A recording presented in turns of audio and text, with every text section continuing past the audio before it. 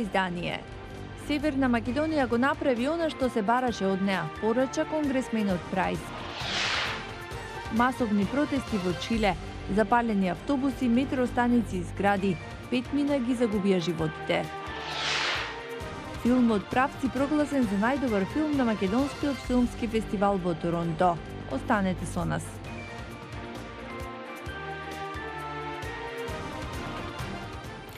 Поздрав од Вашингтон. Ова е News Flash на Гласот на Америка. Јас сум Анета Шијакова.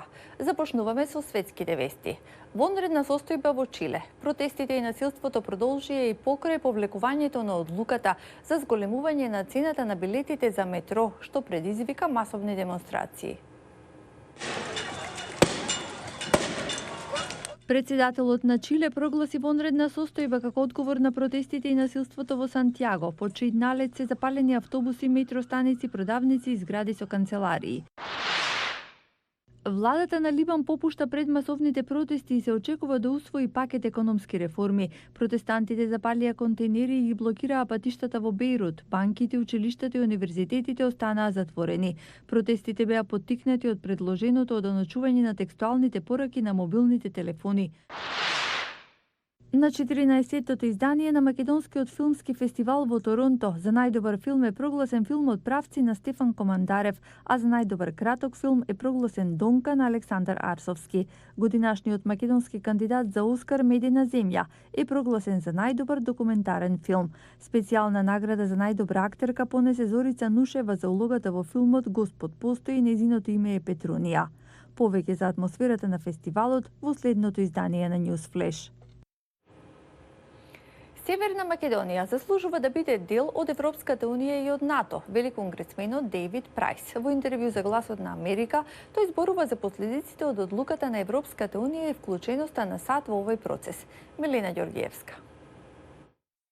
Северна Македонија во суштина направи се што се побара од неа, вклучувајќи ја контроверзата со името, смета демократскиот конгресмен Дејвид Прајс, реагирајќи на одлуката на Европската унија да не и даде на државата датум за пристапни преговори во овој момент. Постоеше долг проблем со името со Грција. И двете влади, грчката и македонската, имаа потешкоти да го постигнат договорот, но успеа. Сега Северна Македонија во позиција да стане полноправна членка на демократските семејства и на западноевропските алијанси.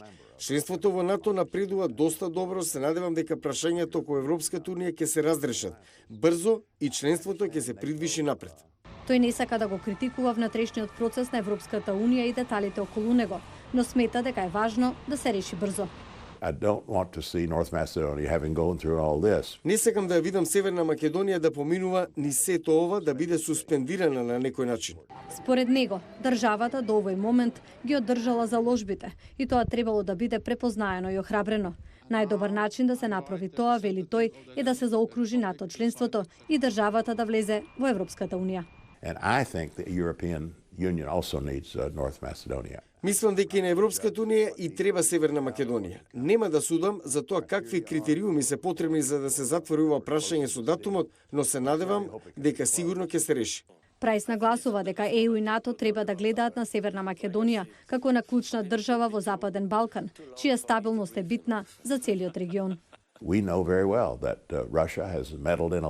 Многу добро знаеме дека Русија се мешава во избори и во многу други работи на Балканот. Не сакаме конфликти, ниту пак наметнуваме нешто. Ако државата одбере да се сврти кон Русија, тоа е нејзин избор. Сакаме да кажеме дека државата треба да го почитува определувањето на мнозинството, што се покажи на референдумот, а тоа е да биде дел од Западот. Истакна дека поддршката на САД за членството на државата во евроатлантските институции оди назад до државниот секретар Колин Пауел и администрацијата на Буш, која според него особено била фокусирана на македонското прашање. Сегашната поддршка на САД за државата ја потврди Стејт департментот, кој изрази разочарување што Европскиот совет не ги препознал силните напори на државата да ги почне пристапните преговори. Нема друга перспектива за Северна Македонија од европската, порача конгресменот Прајс, најавувајќи дека САД ќе останат да ја поддржуваат државата на овој пат. Милена Ѓоргиевска, Гласот на Америка на македонски јазик, Вашингтон. А влијанието на Кина на светско ниво расте. Ова беше посочено на дебата во Вашингтон во организација на Глобалниот тајвански институт и Советот на Карнеги. Панелистите беа децидни дека и европските држави не се имуни на кинеските аспирации. Unfortunately for us, what happens in China doesn't stay in China. Во текот на изминатите 6 години под власт на Ши Џинпинг, Кина радикално ја надгради и прошири својата стратегија за поголемо влијание во различни региони низ светот. Оваа стратегија е најочигледна во Азиско-Пацифичкиот регион, но е се поприсутна и во Северна Америка, Европа, Австралија и Нов Зеланд. Беше посочено на дебата за кинеското влијание, која се одржа во Вашингтон во организација на Глобалниот тајвански институт и Советот на Карнеги за етнички и меѓународни прашања. Европските држави не се имуни на влијанието на Кина. Преку иницијативата Еден пат, еден појас, Европа е цел во плановите за експанзија на Кина. Секако дека има економски бенефит од прифаќањето на понудите на Кина, но Европа треба да биде свесна дека со Кина нема бесплатен ручек. Дејвид Шулман од Меѓународниот републикански институт е уште попрецизен и вели дека особено лесна цел за Кина се државите кои се во предпристапен процес за приклучување кон Европската унија. На места како Србија, каде председателот Александар Вучик и неговата партија се движат во нелиберална насока и го контролираат медиумскиот простор, има одлични услови за склучување сделки зад затворени врати. Неодамна беше објавено дека српската и кинеската полиција ќе работат на обезбедување поголема заштита на кинеските работници и туристи во Србија. Тоа за Шулман не е еднодимензионално, зашто верува дека заштитата ќе донесе употреба на технологии, кои Кина ги користи дома. Тој посочува и на Црна Гора како натажен пример за држава, која западнала во долгови по соработката со Кина. Панелистите беа согласни дека економската моќ и политичкото влијание на Кина на светско ниво растат. Стејт департментот и одделот одбрана на САД неодамна излегоа со извештај за военото влијание на Кина. Таму стои дека Кина врши влијание врз културни, бизнис и академски институции, како и во медиуми во САД и во други држави, за да ги унапреди своите воени и безбедносни интереси. Новинарот и аналитичар Исак Стоунфиш, колумнист на Вашингтон Пост, кој 7 години живеел и работел во Кина, вели дека дури и преку самоцензура во САД се заскриваат информации кои не се поволни за Кина.